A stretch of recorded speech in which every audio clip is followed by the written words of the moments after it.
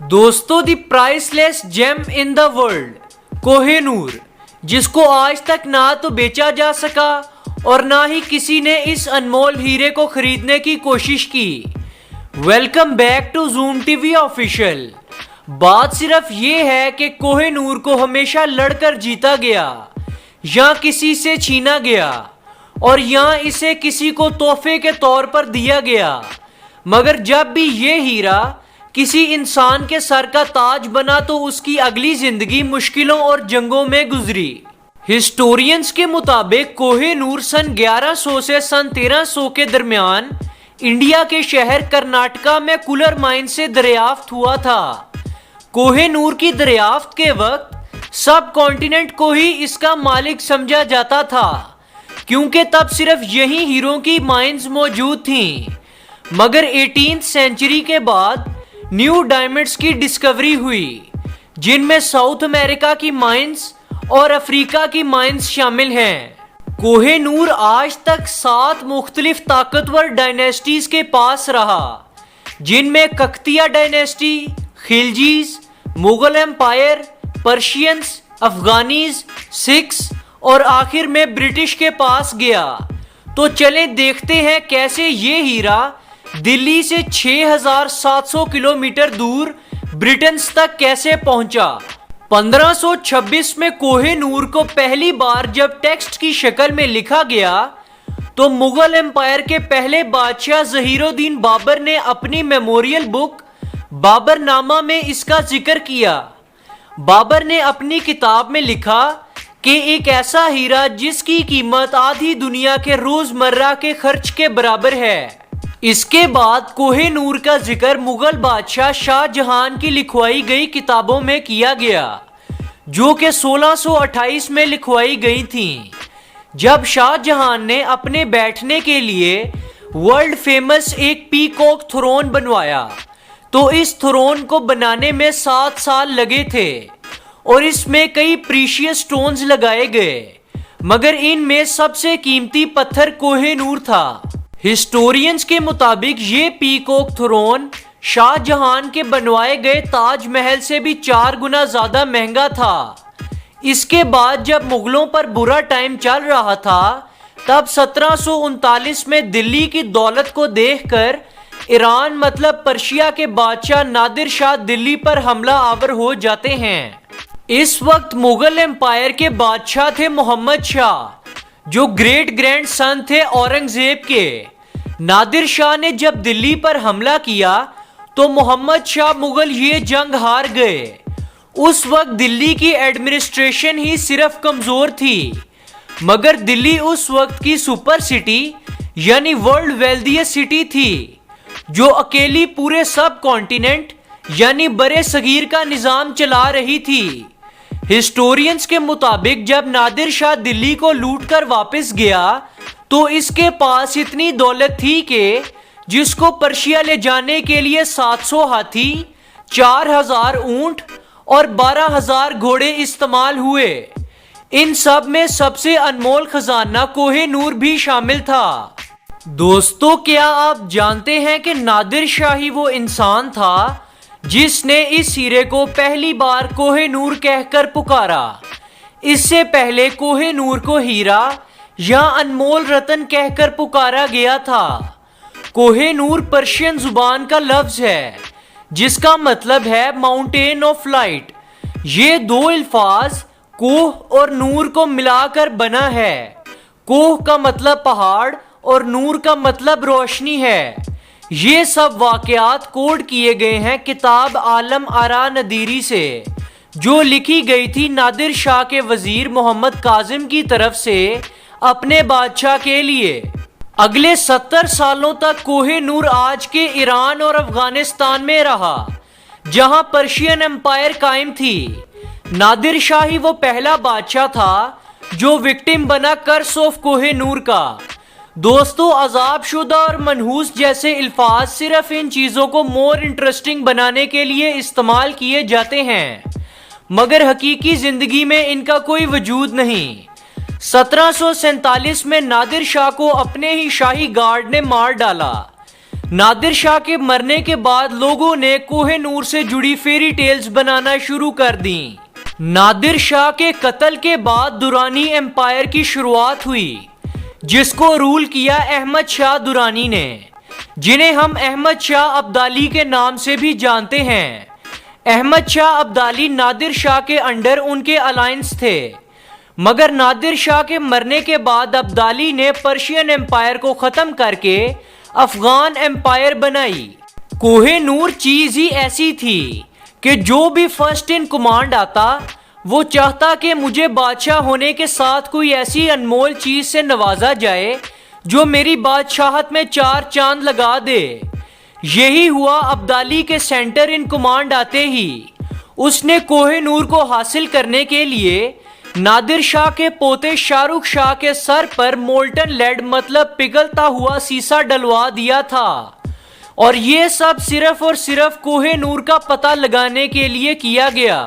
اس کے بعد جب کوہ نور مل گیا اور احمد شاہ ابدالی نے کوہ نور کو دیکھا تو اس کے الفاظ تھے: ایک طاقتور انسان 4 پتھروں کو چاروں ڈائریکشنز میں کافی دور تک پھینکے، نارتھ، ساؤتھ، ایسٹ اور ویسٹ میں، اور اس کے بعد 5ویں پتھر کو ہوا میں پھینکے، تو ان 5 پتھروں کے اندر جو جگہ ہے اس ساری جگہ کو سونے سے بھر دیا جائے، تب بھی اس سارے سونے کی قیمت کوہ نور سے کم ہوگی۔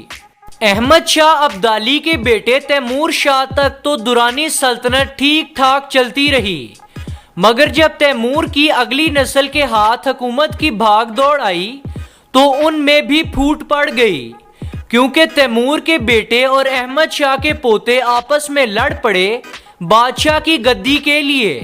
ان سب کی لڑائی میں درانی سلطنت کے تیسرے ایمپرر کو گدی پر بٹھایا گیا، جس کا نام زمان شاہ درانی تھا۔ اس کو سازش کر کے اندھا کر دیا جاتا ہے۔ ان کے بعد ان کے چھوٹے بھائی محمد شاہ درانی کو گدی پر بٹھایا گیا، مگر ان کو بھی درباری سازش کر کے ڈی تھرون کر دیا گیا۔ اب ان دونوں کے تیسرے بھائی شجاع شاہ درانی کو گدی پر بٹھایا گیا، مگر ٹھیک 4 سال بعد فارمر کنگ محمد شاہ درانی نے اپنے بھائی درانی ایمپائر کے 5ویں سلطان شجاع شاہ کو بھی سازش کر کے ڈی تھرون کر دیا۔ یہ سب معاملہ چل ہی رہے تھے کہ سال 1809 میں شجاع شاہ اور کچھ لوگ کافی خزانہ لے کر لاہور دوڑ آئے، اور ساتھ میں بادشاہ کی انمول چیز کوہ نور بھی لے آئے۔ یہاں شجاع شاہ درانی نے اپنی جان بچانے کے بدلے کوہ نور راجہ رنجیت سنگھ کے حوالے کر دیا، اور اپنے گھر والوں کے سمیت یہاں ایز اے ریفیوجی ان کے پاس رہنے لگ پڑا۔ اب ایک بار پھر کوہ نور سب کانٹیننٹ یعنی پاکستان، انڈیا اور بنگلہ دیش کی سرزمین پر آ چکا تھا، اور اس وقت یہاں سب سے طاقتور حکمران سکھ تھے۔ مہاراجہ رنجیت سنگھ فاؤنڈر تھے سکھ ایمپائر کے۔ اور آپ کو ایک بات بتاتا چلوں، ابھی جب کوہ نور سکھ ایمپائر کے پاس آ چکا تھا تو East India Company of Britain بھی سب کانٹیننٹ میں داخل ہو چکی تھی، اور اس وقت 1913 میں سب سے طاقتور ایمپرر رنجیت سنگھ ہی تھے جو برٹنز کو پوری ٹکر دے سکتے تھے۔ مہاراجہ رنجیت سنگھ کے دور میں نہ تو درانی اور نہ ہی برٹش کوہ نور کو لے سکے، اور نہ ہی 1 انچ زمین پر قبضہ کر سکے۔ الٹا رنجیت سنگھ نے درانیوں کی سلطنت سے کئی وہ زمینیں چرا لیں جو انہوں نے مغلوں کے برے وقت میں قبضے میں لی تھیں۔ اسی لیے مہاراجہ رنجیت سنگھ کو لائن آف لاہور کا خطاب دیا گیا تھا۔ مہاراجہ رنجیت سنگھ وہ پہلے ایمپرر تھے جو کوہ نور کو نہ تو اپنے تاج میں لگا کر رکھتے تھے اور نہ ہی اپنی تربان میں، جسے سکھ اپنی پگ بھی کہتے ہیں۔ رنجیت سنگھ کوہ نور کو ہمیشہ اپنی بازو کے بائسیپ مسل پر باندھ کر رکھتے تھے۔ سال تھا 1839 اور رنجیت سنگھ کی موت واقع ہو گئی، اور دوسری طرف ایسٹ انڈیا کمپنی پورے برے صغیر پہ اپنا سکہ جما چکی تھی، اور سکھ ایمپائر کے پاس کوئی اتنا تگڑا ایمپرر نہیں تھا جو ورلڈ پاور برٹن کی آنکھ میں آنکھ ڈال کر بات کر سکے۔ تختے پنجاب مطلب سکھ ایمپائر کو 4 مختلف رولرز کو پاس آن کیا گیا۔ 1843 کے آتے آتے ان 4 رولرز میں سے 2 لوگ زندہ رہ گئے تھے۔ ایک تھی راجہ رنجیت سنگھ کی وائف رانی جندن اور دوسرا 5 سال کا چھوٹا بچہ پرنس دلیپ سنگھ۔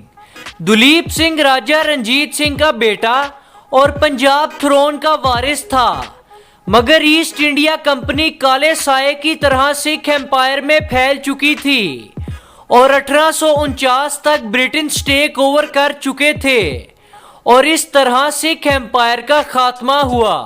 اسی دوران برٹش نے پرنس دلیپ سنگھ کے ساتھ ایک ٹریٹی سائن کی جسے ٹریٹی آف لاہور 1849 کہا جاتا ہے۔ اس ٹریٹی میں اسپیشلی کوہ نور کے حوالے سے لکھا گیا کہ یہ ہیرا ایسٹ انڈیا کمپنی کے ہینڈ اوور کیا جائے گا۔ اس کے بعد کوہ نور کو سب کانٹیننٹ سے 6700 کلومیٹر دور لنڈن میں لے جایا گیا اور یہ آج تک وہیں موجود ہے۔ سال 1851 میں جب کوہ نور کو لنڈن لے جایا جا چکا تھا تو اس کو ہسٹری میں پہلی بار ایک ایگزیبیشن میں لگا کر لوگوں کے سامنے رکھا گیا، مگر اسے جب برٹش لوگوں نے پہلی بار دیکھا تو لوگوں کو اس میں کوئی اٹریکشن نظر نہیں آئی۔ جب یہ چیز برٹش رائل فیملی کو پتہ لگی کہ لوگ اسے ایک کانچ کا ٹکڑا ہی سمجھ رہے تھے تو تب کوئین وکٹوریہ کے ہسبینڈ پرنس ایلبرٹ نے 1852 میں کوہ نور کی دوبارہ کٹنگ اور پالشنگ کا کام مشہور ڈائمنڈ کٹر لیوی بینجامن سے کروایا۔ کوہ نور کو زیادہ خوبصورت بنانے کے چکروں میں کوہ نور نے اپنا 40% وزن کم کر دیا۔ کوہ نور کا وزن 186 کیرٹ سے 105.6 کیرٹ رہ گیا۔ کوہ نور کے پچھلے سب آنرز کی طرح برٹش رائل فیملی کو بھی ڈر تھا کوہ نور کے عذاب شدہ ہونے کا اور اس سے جڑے تمام قصے اور کہانیوں کا، تو تب برٹش رائل فیملی نے ڈیسائیڈ کیا کہ اس ڈائمنڈ کو صرف برٹش رائل فیملی کی سپیریئر وومنز ہی پہنے گی، مطلب جو بھی کنگ ہوں گے برٹنز کے ان کی بیویاں اس ہیرے کو پہنیں گی۔ جیسے کہ حال ہی میں یونائٹڈ کنگڈم کے نئے کنگ چارلز اس ڈائمنڈ کو اپنے کراؤن میں نہیں لگا سکتے، بلکہ یہ آٹومیٹیکلی ان کی وائف کوئین کیملا روز میری کی پراپرٹی بن جائے گا جب تک وہ یونائٹڈ کنگڈم کی کوئین رہیں گی، اور وقت کے ساتھ ساتھ یہ پاس آن ہوتا رہے گا۔ اگر بات کر لی جائے تو 800 سالوں میں سب سے زیادہ ٹائم مطلب انیشیل ڈیز سے لے کر پریزنٹ ٹائم تک برٹش رائل فیملی ہی کے پاس یہ اعزاز ہے کہ وہ کوہ نور کے آنرز رہے ہیں۔ یہ وقت پورے 173 سال بنتے ہیں۔ اب بات کر لیتے ہیں کرس آف کوہ نور کے بارے میں۔ تو سب سے پہلے آپ کو بتاتا چلوں کہ کوہ نور کے اوپر کوئی کرس نہیں ہے، کیونکہ یہ ہمیشہ سے طاقتور لوگوں کے پاس رہا۔ جب بھی ان لوگوں کو ہرایا جاتا یا ان کو مار دیا جاتا تو opponent as a symbolic trophy کے طور پر ان سے وہ تمام انمول چیزیں چھین لیتے جو وہ دنیا کو دکھا سکیں اپنی بہادری کے طور پر، مگر کچھ لوگ یہ سارا ماجرا کوہ نور کے ساتھ جوڑ دیتے ہیں کہ اس وقت اس بادشاہ کے پاس کوہ نور تھا تو اس لیے وہ ہار گیا یا اپنی ایمپائر بچانے میں ناکام رہا۔ دوستو، کیا آپ کو بھی کوہ نور عذاب شدہ لگتا ہے؟ تو کمنٹ سیکشن میں لازمی بتائیے گا۔ دوستو، آج کے لیے اتنا ہی۔ ویڈیو کو لائک اور شیئر ضرور کریے گا۔ آپ سے جلد ملاقات ہوگی نیکسٹ ویڈیو میں۔ اللہ نگہبان۔